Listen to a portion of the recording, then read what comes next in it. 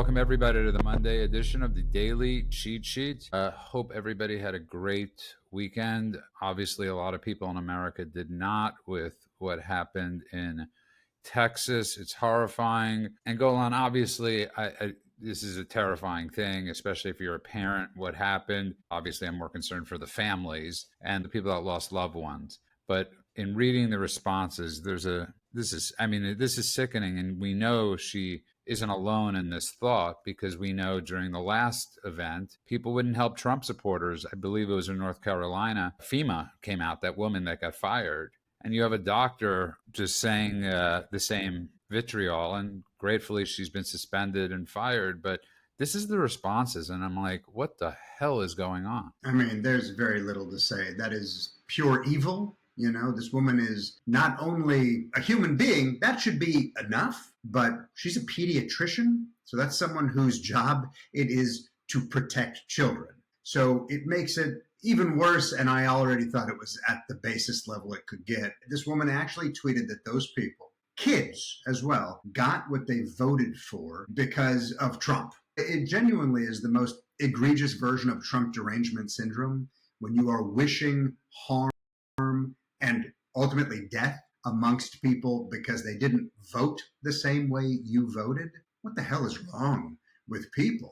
That's not resistance. That's not, standing up for your party. That's celebrating human suffering because it fits your narrative. And it's one of the most hideous things I've ever seen. And this was something that honestly had nothing to do with anything political, frankly. So the idea of pretending this is some kind of conspiracy or something like that, this was flash flood alley. It's the most flood prone part of the country. And to pretend like somehow that is Trump's fault or that these people deserved it in some way, there's not much else to say except I'm just disgusted. Well, we're witnessing, man, a lot of Christian hate, obviously. This was a Christian camp, and more than just Christian kids died. A ton of people died, and we still don't have the body count. And obviously you have people on the left screaming about floods and global warming and this and that. No matter what, this is the narrative they set.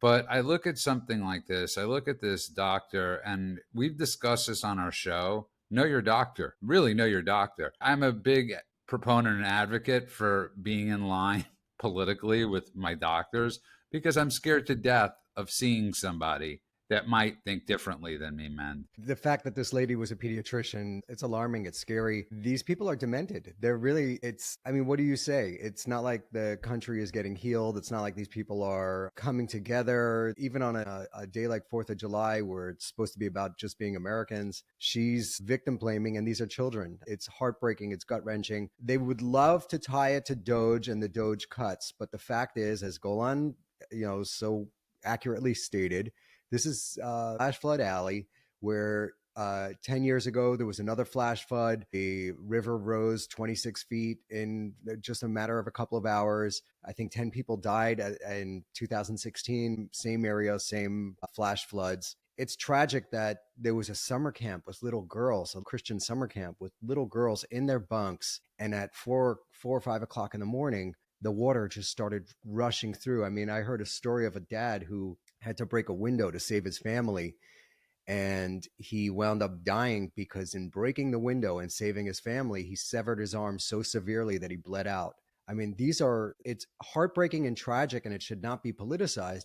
These demented people on that one side of the aisle keep on doing this. It's so telling of how disgusting they are, that their Trump derangement syndrome, their hatred of this administration outpaces their level of compassion. So it's very troubling. And I'll add something too, is that if you decided you needed to make this political, it still doesn't pass the smell test.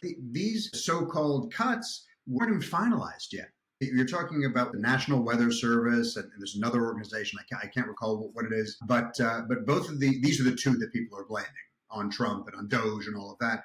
But they still receive, even post-Doge, receive billions of dollars. And they actually, and this is now verified, issued the correct flood warnings 12 hours in advance. So they were still operating nationally. They were still operating appropriately. Ultimately, and I don't want to blame anybody for this, but if you needed to lay the blame anywhere, according to the reports that have come out, the National Weather Service, which is the organization they're blaming Trump for here, issued the appropriate alerts. The surge happened in like 45 minutes. There was almost no time, but the local officials didn't act on the warnings they received fast enough. Those are, again, that's according to the reports, but that's not on Washington. We have to be able to separate. We have to be able to see who is on the ground and who is making kind of national decisions. The important thing here is that the people running the region had the tools and didn't use them at that particular moment. That's accountability if we had to blame anybody. In my opinion, I don't think this is the time to do that. I'm just trying to say that anyone who is calling on Trump or blaming people for voting for Trump, which is even more psychotic, they're off the reservation in every way you could possibly imagine. You know, another thing is that the county, Kerr County, which is where this tragedy took place, in 2017, they had a plan to install a early warning flood alert system where sirens would go off when the banks of the river started overflowing. And they scrapped it because it was too expensive. So for people to blame this on Doge when there was something in 2017 that got scrapped because it was too expensive by the county, you know, that's a state level thing. It just shows that these people are hypocrites. They just want to blame, you know, the party that is opposed to their party at every turn, and they will politicize an event where a whole bunch of little kids got killed. You know, Golan, you often hear, and I mean, it's often said that the only thing that might get this country back is horrifically, if you think about it, a 9/11 style attack. I don't believe that to be the case anymore. I believe we are so split as a country at this point, it would not matter if 100,000 Americans were killed by foreign attacks. Our country would not get together. We are so split, and so there is such a derangement and sickness within 30% of our country. And I might be being kind. I might be under with that number, Golan, but I don't think there's anything that brings us together at this point. I have had this conversation many times, and I remember, now I don't think you guys know this, I was in New York on 9/11. I was supposed to have a meeting in the World Trade Center complex that morning, and I had flown in. It was for a documentary feature that I was supposed to produce, and we were meeting with Steve Tisch, producer of Forrest Gump, that morning, and the meeting, of course, never happened. We were woken up because we could hear the explosions happening outside of our hotel room window, and I remember how it drew the country together. I remember the camaraderie that happened afterwards. It wasn't just about people banding together against an enemy. That's a common narrative, but that wasn't what it was. It was people banding together out of American pride, out of a shared sense of identity. It wasn't about suspicion and all this other stuff or tribal paranoia. That's kind of become the narrative after the fact because they're trying to degrade it. The reason why is today, first of all, as Men pointed out last week about another topic, social media would screw this whole thing up. The fact that right now you are watching people who are in the younger generation use 9/11 as a punchline is, to me, as someone who lived through it, is psychotic, is sociopathic. So I think social media would be the tip of the spear to really make this a shit show. But there's more, because social media is just one leg of the nastiness that the world, not just the country, suffers under right now. The media itself would turn this into a blame war in minutes. And what we're seeing right here with that woman's tweet about Trump supporters deserve to die because of who they voted for is exactly what we would see, but on a grander level. CNN would start dissecting, of course, right-wing extremism. I'm sure Fox would go the other way and start talking about open borders. They'd probably be right. You know, MSNBC would warn us all about Islamophobia. Like, we would see each one of these little enclaves start talking about the thing they want to talk about, where they want to place blame. And before facts are even known, before anything, there's no shared reality anymore. We are in a world with echo chambers, and those echo chambers have, you know, loudspeaker systems. There's no more conversation. So I talk about this a lot. At one point, I think Mend and I were having conversation offline. It wasn't part of the chat. And I said something like, oh man, you know, I hope it never happens. But the only way people are going to realize how bad the Islamists are is if there's a terrorist attack in America. And I don't remember if you said it or someone else in the group said it, but the response was, no, you're missing it. They will just blame the Jews somehow. They will just blame Trump somehow. And it was like, this moment of, oh my God, you're absolutely right. Of course they will. We see what they're doing every day. So I think you're 100% correct about that. It's a sad statement, but it's true. Yeah, we talked about that. What's interesting is that I was listening to interview on, I think it was the BBC or CNN, and what they do, and this is the scam that they do. They go, now we're going to talk to an official from Texas. And who do they get? They get the one guy who's a Democrat or a former official who's a Democrat who hates Trump, and they get his take. And immediately they start blaming climate change and Doge cuts, which, you know, on the surface, and this is where a lot of Americans, well-intentioned Americans, get scammed. So on the surface, there's nothing wrong with saying this could have been induced in part by climate change. That's fine.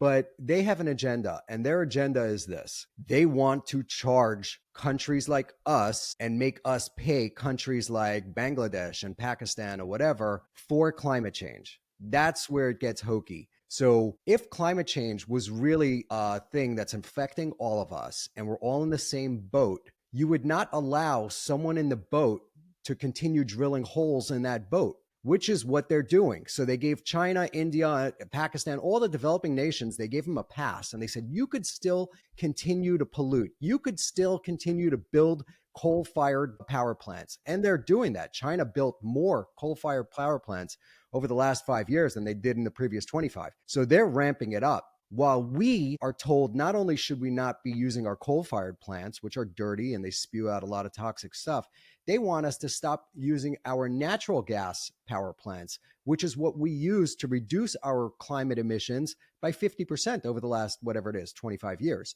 So it's not that you don't want them talking about climate change. It's that they are using it as a scam to tax Americans, to tax the British, to tax anyone else, Canadians, to pay these third world countries in some hokey scheme, but they still let them pollute, which is still ruining the environment, which is still contributing to climate change. So if they said, hey, we realize the errors of our ways and we want everybody to stop using coal, I'd sign on. I'd say, fine, let's do that. But that's not what they're doing. They're saying, you Americans can't, but these people in China can. These people in Africa, sure. China is building those coal-fired plants all across Africa. And it's using, you know, the debt to enslave those countries once again. So that's where it gets weird. Just on its surface, saying climate change, that would not be an issue. But the fact is that they're running the major scam here, and that's where it becomes an issue. And that's when I push back and I say, listen, one is you have no evidence that this is climate change induced. And two, why are you bringing that up? Why are you bringing that up? I think that's the key question, because the idea of compartmentalization and blame, you know, victim blaming or blaming in general, I think that's the whole thing. Think about what's going on right now. Let's answer that question, Judah, through the prism of Zohran Mamdani's run for New York mayor. Okay, just and I'll make this brief. If you think about a terrorist attack happening today, let's use Mamdani, now a public figure, well-loved somehow, despite being an absolute jihadi socialist. In 2015, Mamdani put up tweets saying, hey, you know that 9/11 attacker? The FBI radicalized him, blamed America for it, right? So that's about undermining conviction, national unity. Easy peasy. That's the guy who might be mayor of New York. He then said it's because of what's going on in Israel-Palestine. He used Antifada, he used all the stuff. He talked about the global uprising jihadi, pretended like it was similar to the Holocaust. Okay, once again, no problem. He's fracturing moral authority and crisis response. Like every single element of that one guy, if you look through his history, you are looking at a lack of moral clarity. He's a good example of where we are as a country right now. This jihadi being embraced by liberals means there's no more logic, there's no more solidarity. And so I think that's an easy answer to the question. No, we would not see the world come together. I think he's a great example of how the Democrats lost their party. I don't believe he is the majority of the Democrat Party. Remember, he got 530,000, 500 some odd thousand votes. You mean not yet? Not yet. And I don't want to get into this rabbit hole of this conversation right now. So let's continue. Golan, you know I am a big critic of White House messaging. I don't think you'll meet anybody who is as, what's the word I'm looking for? Ferocious against the terrible White House messaging. And I've often said men should be the White House messenger because I don't think anybody could sum up in a minute something better than men can. So this weekend, obviously, the BBB passed. Great achievement for the White House. Obviously, we've had this atrocious thing happen in Texas. Horrific event happened in Texas. But then all of a sudden, they released the Epstein thing. And I hate this whole thing. I've never been an Epstein rabbit hole person. But the bigger point was you have Pam Bondi, you have so many people on video saying they have these lists and all this stuff. And then they come out and they say, well, we have nothing. And all of a sudden you have people on the left, people on the right, both online going wild on this topic. And I got to be honest, Pam Bondi deserves to lose her job right now because this story will not end. Somebody has got to lose their job. If it's Bongino, her, Patel, somebody's got to lose their job because this is one of the worst messaging stories I've seen in a long time. You know, I don't know if you know the David Mamet play Glengarry Glen Ross. Yeah, I think everybody knows that. Okay, hey, so I don't know, nice Pulitzer Prize winning play, but there's a moment in that play, spoiler alert, okay, for a very old play, but there's a moment in that where there's been a break-in and they've stolen all of the contracts and stolen all the leads out of the safe. And a client comes in and he's freaking out. You know, I decided I don't want my stuff to be sent to the bank. I don't want to make this purchase after all. And the manager of the office, not knowing what the situation is, reassures him, don't worry, you're safe. Your contract went to the bank. And he's like, wait, what? But Ricky Roma told me it didn't go to the bank yet. And you just told me it did. I don't trust you at all. And now I'm going to sue you. And he runs out. I'm paraphrasing. And the bottom line there is never open your mouth until you know what the shot is. That's a quote from the play.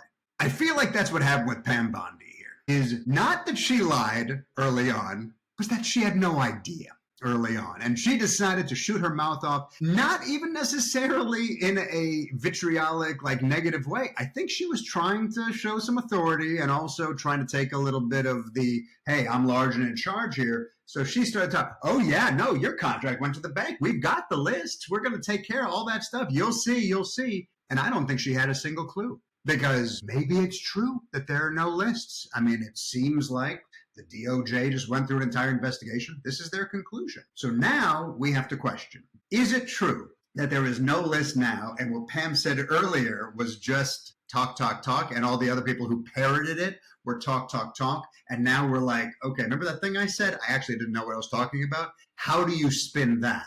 Or they're covering something up right now, which is what all these other people are freaking out about. Don't open your mouth until you know what the shot is means if you don't have the information and you haven't verified anything, you don't need to speak. By the way, I'm speaking to Pam Bondi, I'm speaking to the administration, but I'm also speaking to every single person online, okay? Nobody needs your opinion if you don't know what you're talking about. You're allowed to keep everything to yourself until you have verified information, and if you don't, listen instead of speaking. So what we have here is, bad messaging. And there is no way to spin this other than either you lied before and the truth is now, or you told the truth before and you're lying now. One of them's got to come out. I happen to agree with you. I think Bondi needs to go because she was the face of this, whether it's previous lie or current lie. And the whole thing of Musk complicating it by saying, you know, I saw the list, he's on the list, you're on the list, this guy's on the list, and now there's no client list. Damn it, it looks like a cover-up. I hate to say it, it just, he died by suicide. There's no list. And by the way, even if it's not, it's how it looks. And the optics matter more than the reality. The no client list is retarded. It makes no sense. The guy had an island. He was ferrying people there on a plane called the Lolita Express. You have the girls that were on the island, and we know that there were tons of people that went there from Reid Hoffman to Bill Clinton, you know, tons of people. And you're telling me there is no list of the people who went to the island? What are you talking about? Give us the flight logs. Give us something. But to say it doesn't exist is patent bullshit. Doesn't make any sense. I don't know what Pam Bondi is doing or what she said, and I don't think it should cost her her job. I don't know. That sounds a little drastic. She's doing an excellent job on all other fronts, but what is going on? Who is putting out the optics of this are so bad. Terrible. How can she walk away from this? Yeah, that's my point about her losing her job. You all of a sudden, Mend, once again, you've spoken about this, right? In different ways. You had this really perfect thing going, and then you throw this out there thinking it's a Sunday night, we're going to release it. It'll be missed by people. This isn't something that's going to get missed by people, men. Somebody's got to lose their job over this. And I don't know who it is, whoever you want. But the problem is you have Eileen Haba, everybody saying there's something on their desk. Well, what the hell was on your desk? Right? Forget about what was on their desk or what they have, what they don't have. The bottom line is the guy had an island and it was filled with people, a bunch of pedophiles that were going there to rape these little girls. So get the lists. But man, it's even more. It's what you said a moment ago. Forget the island. In order to fly a plane from point A to point B, anyone on the plane is on a manifest unless you're watching A Few Good Men and they've somehow done away with the manifest because he's the top general in the country. All right. Epstein wasn't that. Here's what I think they have, and I have no evidence for this. I think that Epstein had videos. There was an archive of all the rapes and all the blackmail and all the stuff, and the FBI and the DOJ has that stuff. There's no way that they don't have it. And they might be afraid of who's on it. Who cares? You release the info and let the shoe drop where it may. It doesn't matter. I think they have the flight logs. I think they know who was there. All of that stuff. I mean, that is amateur detective work, and they have to have it. So saying that there is no list just comes across as completely disingenuous. You see, Golan, the only thing I could think is obviously they have a list, right? I mean, let's be real. They have a list. But having a list and then saying, once you release the list, the implication is of what those people on the list that were on the island did. And that they might not have any proof of. That's where the major issue is. And as I said to you offline, I said I always found it bizarre that Ghislaine Maxwell wasn't able to work out some sort of deal. It's not like she was 20 and they said, we'll give you 10 years in prison and she has a good life. I mean, the woman's going to be 79 when she gets out of prison. Why would she not cut a deal with the information? That was the only thing I was always skeptical about. Was if anybody could release the list, it was her. By the way, during her trial, the prosecutors literally spoke of have a roster of powerful men. They said those words, right? They're in the court filings, not tabloid rumors, but legal documents. There are names that we can't see. So, okay, let's say there's no list. Let's say the little black book also committed suicide somehow in prison. And so where's that? Where's the court documents with the list of names, even if it's limited list of names? Give us something. Because William Barr said, I'm going to give you transparency. Pam Bondi, we know. Even Trump himself said, there are lists and I'm going to reveal those lists. The fact that now the idea there is no list, like you said, I mean, man, you said it perfectly. This is your phrase more than it is mine, but it is retarded. It makes no sense to me. That's the phrase men wants to be known by. It's retarded. But man, this whole thing is disturbing. I don't know how you get out of this. I don't know how you get out of this mess they decided to put themselves in. They get out of it by releasing the information. They say, all right, there was no list. We didn't have a list, but we have the manifest. These are the people that were there. These were the people that participated. We may have videos of them. Like, just release the info and move on. It makes no sense. The guy's dead. Ghislaine, whatever her name is, she definitely knows a ton of info. Put her on the stand. Let her just spill the beans. The fact that they won't do it and the fact that this is not the Biden administration looks really, really bad. This is something you would expect from them, but this is not. You know what else looks bad, by the way? Yeah. This thing that they're doing, I was going to say subtly, but I don't think it's that subtle. The idea that they're announcing it now so they can put it on Musk, like blaming Musk. Oh, he's just got sour grapes and it's his tax policy and he's angry about this and that. So it's hip. I mean, it literally reads like I'm a screenwriter. If I was writing a deflection that I wanted to feel like cover up energy, copy paste. Thank you. You gave it to me. I appreciate the easy access. And listen, I don't think there's anybody out there. I don't think there's one American that believes this story. And that's really the problem with the messaging they just did. There's not one person I've ever met that isn't suspect of something being suspect about this situation. I want to move on, though, because you actually did your investigative journalism on this one, Golan. I did not have the strength or the will or the want to listen to Mother Tucker interview the president of Iran, especially, you know what it reminded me of, men? I don't know if you saw what he released before he did the interview, but he pre-qualified his whole interview by saying, well, I didn't ask him about this because I knew he'd lie. I didn't ask him about this. It was sort of like how every racist joke starts or every anti-Semitic joke starts. He literally, nobody, you should never have to pre-qualify, go on your interview. And he did. I watched the whole thing. And then, for those of you who don't know, there's an internet personality, goes by Lyle Culpepper. He released his version of the interview, which highly recommend. I watched it immediately after the real one, and man, was it satisfying going down. I know the guy who does Lyle, and I wrote to him and I said, you got your work cut out for you because this already reads like a parody. In the Tucker interview, I'm not exaggerating, that you can watch it yourself and you will see. There is a whole section where the president of Iran says, no, when we say death to America, we don't mean death to the citizens of America or death to the people who run America. We mean death to bad things that some countries do, and we felt that America did it one time. And I mean, it literally, you're going, no, this is a joke. Then he gets asked about, were there fatwas put up against Trump? Well, you see, fatwa means that, and he goes into a whole, I felt like I was watching Curb Your Enthusiasm all over again. What were Tucker's facial expressions like? That's what I'm more curious about, because I haven't Tucker didn't change his facial expression the entire interview. It was this. He had a microphone right here, and he was set, it didn't move. Listened like this, and then he asked questions like, bah, bah, bah, bah, bah, bah, bah. And then he did not move. He didn't react. There wasn't a single follow-up to a question. The guy was like, Zionist Israel, of course, blamed Zionist, and then kept kissing Trump's ass. No, I want to restart the deal if it hadn't been for Netanyahu. That's how he kept saying it.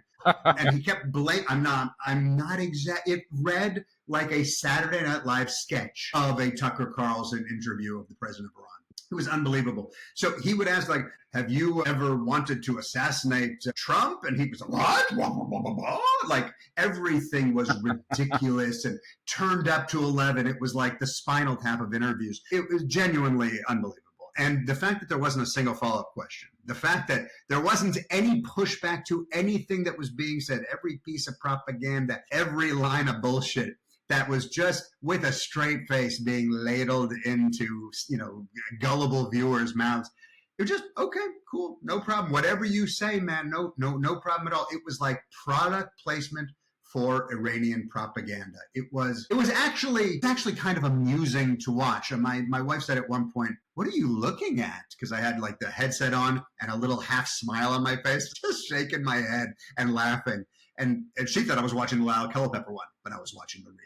It was amazing. Mend, I don't know if you've watched this interview yet. And I highly doubt you will. The question everybody should be asking, first of all, why didn't Tucker go to Iran to actually do this interview? We know that you're allowed to fly there. So there's no, Erin Burnett from CNN was in Iran during the supposed war. And that was another thing. Tucker led this out with, we went to war with Iran. There was no declaration of war whatsoever. We bombed Iran. That was his opening question, by the way. There is a pause in the war that America started with Iran. And that's how he started. That's how he started the interview. There's the same thing happening with Tucker that Joe Rogan got a little part of, and that is they gained their following based on the interviews that they gave and built up a credibility with their audience that they will have wise, smart people on and ask the right questions. And then when they do things like this, it just erodes their credibility. Rogan having Dave Smith on, Tucker doing this Russian thing, and then the Iranian thing. That's not America first. That is not asking the right questions. That is not even being honest. That's not honest journalism. This is sensationalism. So sure, go out, interview, the North Korean guy next, or whoever's running Hezbollah. You could talk to him about how Israel attacked them with pagers, or you could have a real interview and talk to the Iranians and ask them why they declared war on us in 1979 when they took our embassy and all of our embassy personnel hostage, why they blew up the Beirut barracks of our Marines and killed 221 Marines, or the attacks on our ships by the Houthis that they sponsor, that they arm, and they, they've attacked our ships. Instead of framing it like that, he's going there with this ridiculous opening claim that we attacked them, we declared war on them. It's not true. So I think the audience will just see through it. And the bigger takeaway, the bigger thing that should happen from these things is Tucker should be losing credibility. Just like when he had that weirdo on that claimed that he gave Barack Obama a blowjob, that man that claimed that he was in a gay relationship with him. Great. Erode your own credibility. Keep on having nut jobs and wackos on and see where that leads you. Unfortunately, he's still top of the charts, but I hope that changes. Yeah, that's a big if. And to Men's point, and because Men's brought this up, go on, I could see him doing an interview with Hamas and them showing him the intricacies of their tunnels, and Tucker coming away from it going, look at this tunnel design. If only we had tunnels, if only we had tunnels like this in the United States. I mean, the brilliance of you Hamasniks. I mean, look at what you've built, and Israel's destroying your whole infrastructure and tunnel system. You hit the key element. Every single question that was asked was a feeder for Jew hate and Israel hate. Every single one. Even the America bombed and America started a war and all of that was a means of giving the president an opportunity to say, well, no, we were having a very peaceful talk with the Americans and everything was fine until the Zionist regime bombed us, and then after that, I wanted to have a better relationship with Trump. And then the Israelis tried to assassinate me. Just said that. Didn't ask for any source, no evidence, no counterpoint. Just nodding, dead air after a major geopolitical claim like that. No problem. Everything. Do you seek war with the U.S. or Israel? Didn't ask about nuclear weapons or dissidents or human rights or anything that actually was cause and effect. They just wanted to know effect. Do you seek war? We've never gone to war in our history. No pushback on proxies. No, I mean, it was just an opportunity it would be like if you had pre-written the questions and I'm interviewing you, Judah, and I know you want to talk about baseball, and I'm like they do in like Jimmy Fallon or something.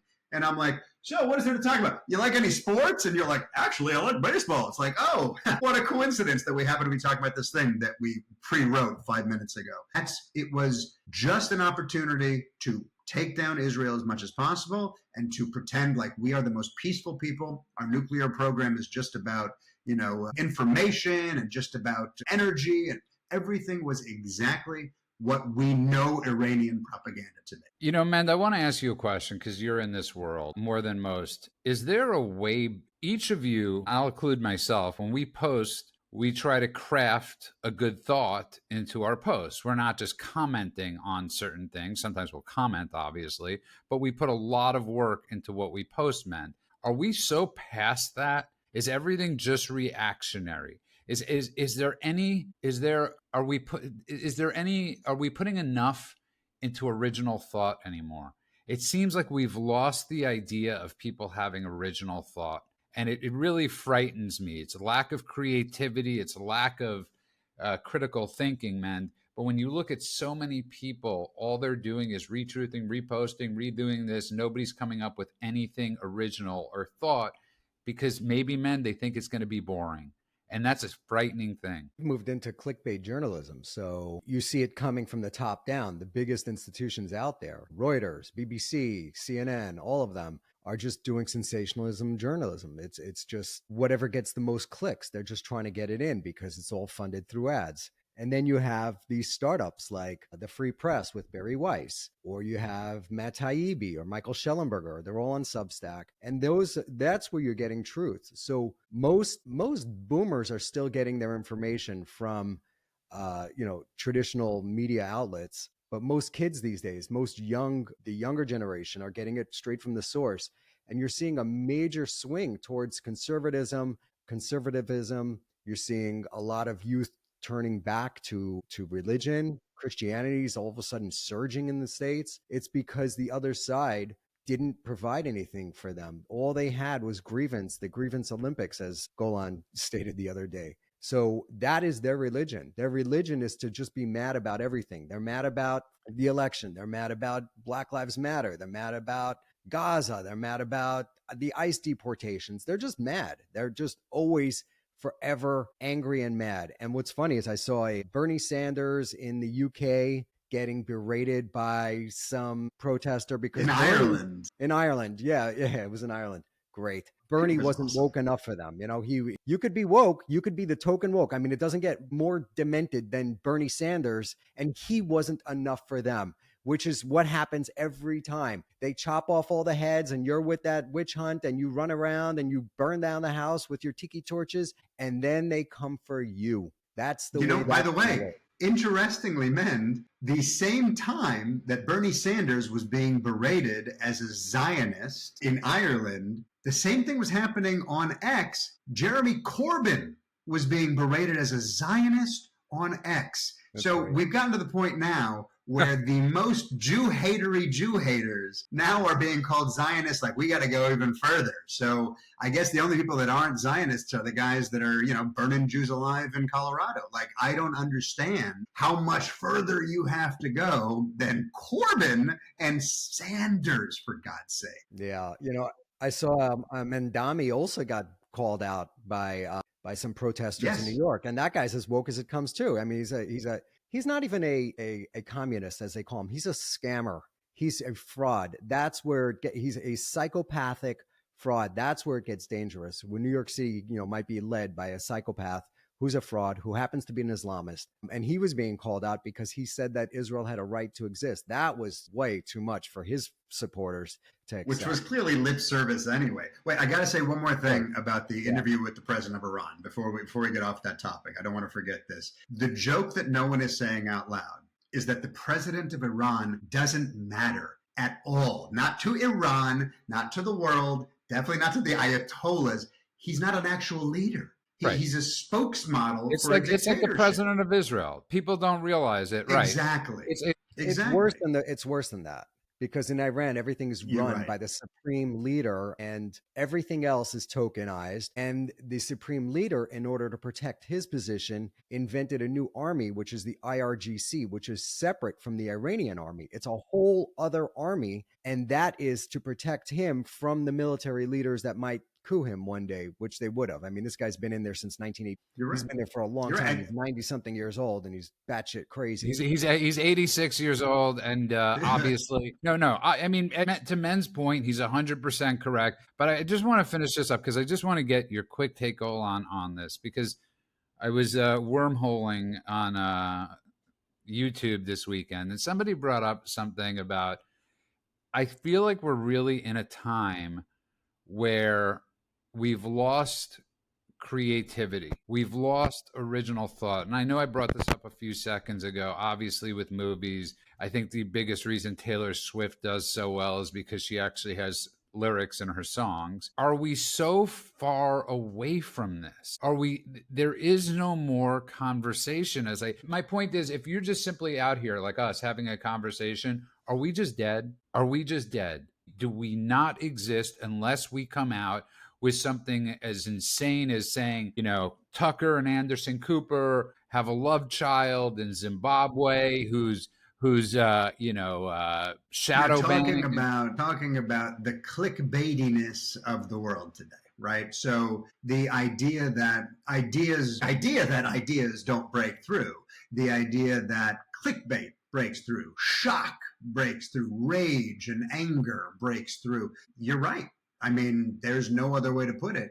I wouldn't say creativity is the issue, though. Tucker had to get real creative to interview a guy that doesn't control the military, doesn't control the nuclear program, doesn't call the shots on foreign policy or anything else, and make it seem to the public like he was talking to an authority figure. That's creative. That takes some creative juices to flow. And the way you don't follow up a question but still make it seem like you're a journalist, I mean, wow. Kudos to you, comrade. I got to disagree with you. One of the rare times I will. I don't think that took any creativity other than somebody saying to him, as to Men's point, who's next? Who's next? No, look, I'm being sarcastic because obviously once you're paid and you're handed a card with the questions on it or the message you need to get across, there's no creativity there.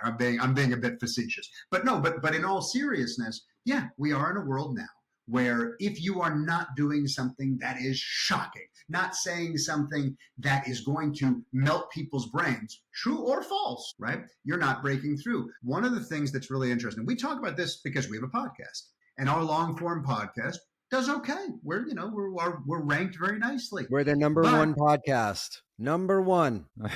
Go on. That's clickbait right there. That's well done, men. But what did Judah say to me earlier today?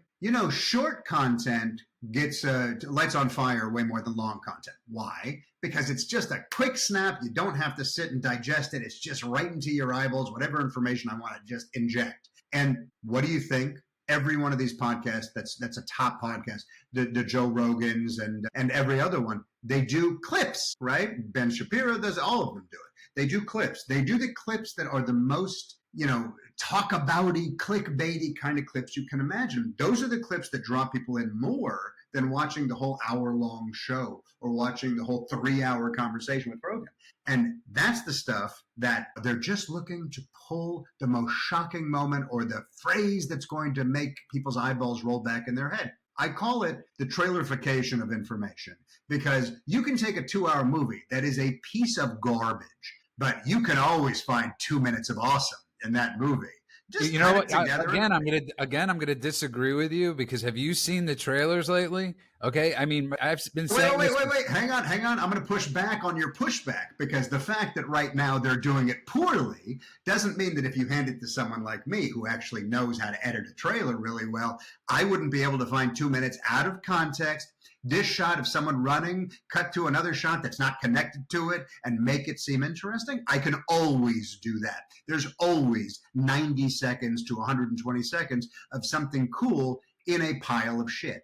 So in the same way, if you have 3 hours of a mediocre podcast or 1 hour of just actual dry information being fed to you, and there is 90 seconds of holy crap, that's enough.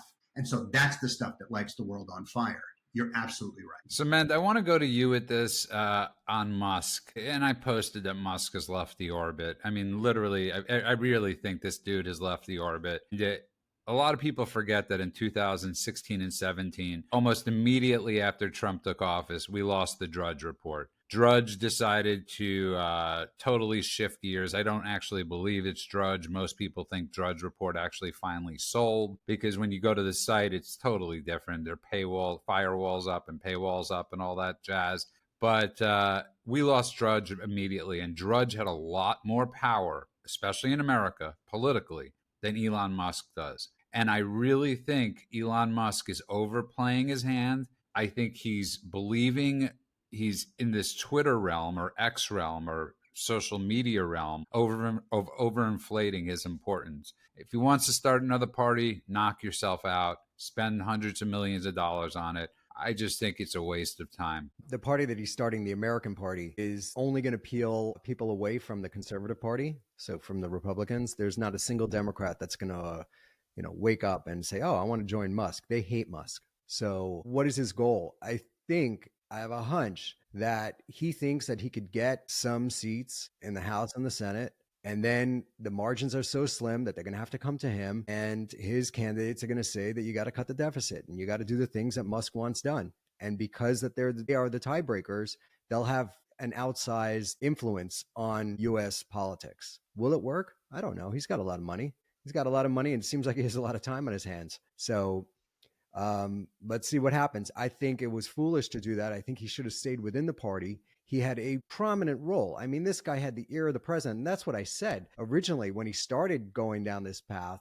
And there were rumors that there was a rift between the two. And I didn't believe it. I did not think, just from a strategic standpoint, if you're trying to achieve things and you're goal oriented and you're trying to, accomplish specific tasks or items or get agendas passed, staying within the party where you have that much influence would be your best route to get there. And for him to have blown that up, ran away, and starting a new party seems rather foolish. But, it's Musk, and he's pulled many rabbits out of a hat before, and he might pull it off again. I agree with you. I think that I don't understand. Like, the world sees what a mistake this is. The Tesla stock just tumbled today. Tesla stock is a buy. That is if you're looking, tens of billions of dollars in market value just gone because this guy decided to open his mouth. And the thing that's crazy, it's not even, I don't want to say crazy. The thing that is really interesting is that he did this already once. We had this conversation a handful of weeks ago. Then he came back. I apologize. Someone said it's his meds. Someone said it's his blood sugar, whatever. And then he came back. And now he's doing it again. And it just, by the time, you're the boy who cried wolf enough times, that it becomes something where now I'm not only questioning your reasons for doing something like this, but I'm questioning your mental stability. And I don't think I'm the first person to say it. Trump called him a train wreck. He said this whole idea of a new party. He's been really, by the way, Golan, he's been like very measured with his responses. Even just saying he's gone off the rails was for Trump. I mean, as Menz has brought up his Rosie O'Donnell rants and all his other rants, especially during those COVID press conferences. This is extremely measured for Trump. So kudos to Trump. Don't punch down. There's no need to punch down right now. Part of it is, I think Trump has grown up and he realizes that somehow there's also a Streisand effect. If you don't know that phrase, it basically is when you point out something that you're mad about, you actually draw attention to it. So the idea of, for instance, what happened not long ago with this Bob Villain band at Glastonbury. It's like no one had ever heard of these guys. They had no following. And then they decided to say stuff against the Jews, used that as a booster. We all pointed, oh my God, can you believe they said death to the IDF? And now everyone knows who they are. We Streisand affected. That was a mistake. We should have just let them disappear into obscurity. Trump has figured this out. And it takes someone who really is kind of working in, I hate to use the cliche, but like 4D chess to recognize when it's time to shut up. So he did say that's train wreck, but he didn't say Musk is a train wreck, actually. I'll correct myself. He said the new party concept is a train wreck.